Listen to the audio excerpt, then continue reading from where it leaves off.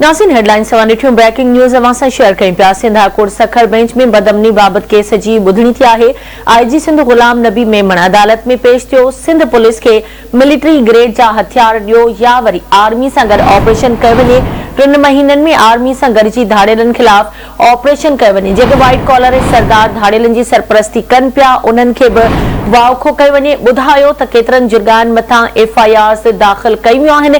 कबीलाई झेड़ा कारोकारी ऐं भूंगलाए अगवा सबब अमन अमान जी सूरतहाल ख़राब आहे। पुलिस रुगो VIPs के प्रोटोकॉल ॾेई रही आहे। धाड़ेल माण्हुनि सां ज़्यादतियूं कनि पिया।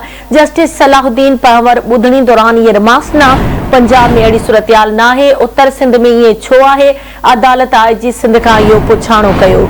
अहम ख़बर अवांखे ॾियूं पिया। Sindh high court Sukkur bench में बदअमनी बाबत केस जी ॿुधणी थी, जंहिंमें IG सिंध गुलाम नबी मेमण अदालत में पेश थियो आहे।